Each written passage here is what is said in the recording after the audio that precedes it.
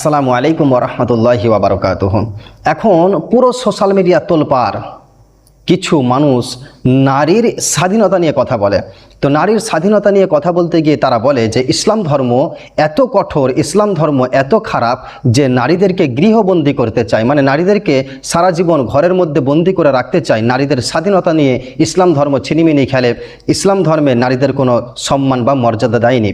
তো মনে রাখবেন, ইতিহাস পড়ে আপনারা দেখবেন, আপনারা তো কোনোদিন ইতিহাস পড়ে দেখবেন না, শুধু আন্দাজে কথা বলবেন। দেখেন, একটা ঘটনা বলি।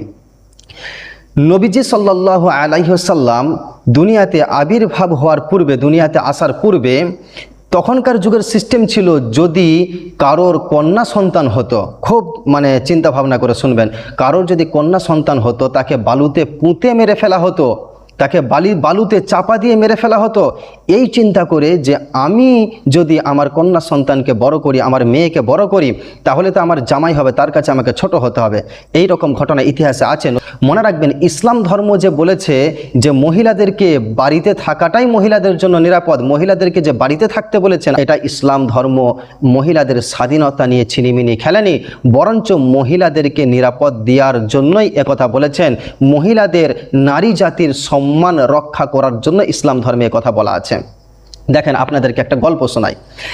একটা খাঁচাতে 5টা মুরগি আছে আর বাইরে 2টো শিয়াল। বাইরে কয়টা শিয়াল বললাম? 2টা শিয়াল।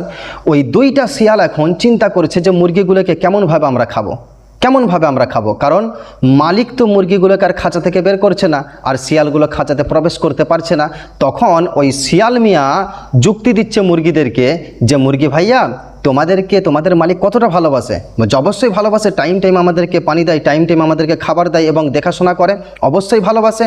তো শিয়াল পণ্ডিত বলছে যে মুরগি ভাইয়া, তোমার মালিক তোমাকে কোনো রকম ভালোবাসেনি, একটু পরিমাণও ভালোবাসেনি, কারণ তোমাকে খাঁচাই বন্দি করে রেখেছে। তো খাঁচাই বন্দি করার কারণে তুমি তোমার স্বাধীনতা হারিয়ে ফেলেছ। তুমি দেখো না, সুন্দরভাবে ঘোরাফেরা করতে পারছো না, খাঁচার বাইরে আসতে পারছো না, দুনিয়ার পরিবেশ দেখতে পাচ্ছ না, তোমাকে খাঁচার মধ্যে বন্দি করে তোমার স্বাধীনতা ছিনিয়ে নিয়েছে।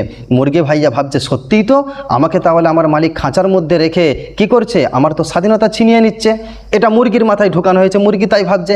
কিন্তু শিয়াল ভাবছে কি, তুই একবার বেরিয়ে আয়, তোর যে কি করব আমি জানি, আমার পেটের যা জ্বালা খিদের এখন, তুই একবার খাঁচা থেকে বার হয়ে আয়, তোর যে কি করব সেটা আমি শিয়াল পণ্ডিত ভালো করে জানি।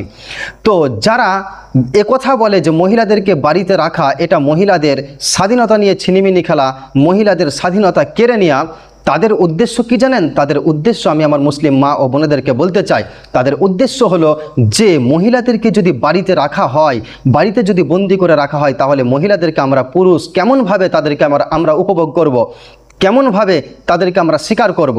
সেজন্য প্রত্যেকটি মহিলার মাথার মধ্যে এই গোবর ঢোকানো হয় যে তোমাদেরকে বাড়িতে বন্দি করে তোমাদের স্বাধীনতা ছিনিয়ে নেওয়া হচ্ছে, তোমাদেরকে বাড়িতে বন্দি করে ইসলাম ধর্ম তোমাদেরকে ছোট করছে, তোমাদের সম্মান নিয়ে ছিনিমিনি খেলছে।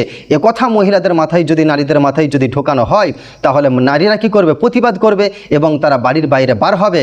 তাহলে ওই সমস্ত পুরুষ যারা আছে, যারা এই গোবর মহিলাদের মাথায় ঢোকাচ্ছে, এইভাবে মহিলাদের মাথাগুলিকে হ্যাক করছে, কন্ট্রোল করছে, তারা ওই সমস্ত মহিলাদেরকে উপভোগ করতে পারবে।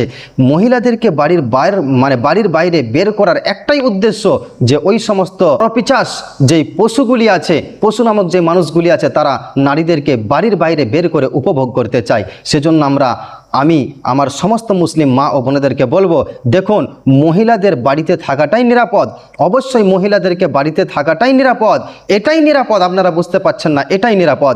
যদি আমার ভিডিও দেখে বুঝতে পারেন তো বুঝতে পারবেন। আরেকটা কথা বলবো, কে বলেছে ইসলাম ধর্মে নারীদেরকে বাড়ির বাইরে বের হতে মানা করেছে?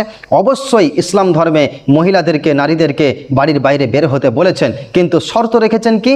হয় আপন পিতার সাথে বার হবে, না হলে আপন ভাইয়ের সাথে বার হবে, না হলে স্বামীর সাথে বার হবে। কোনো একজন মাহরাম পুরুষের সাথে সে বাড়ির বাইরে বার হতে পারে। অতএব ইসলাম ধর্মে মহিলাদের সম্মান নিয়ে কোনো রকম ছিনিমিনি খেলে না, বরঞ্চ ইসলাম ধর্ম মহিলাদেরকে সম্মান দিয়েছেন এবং নিরাপত্তা দান করেছেন।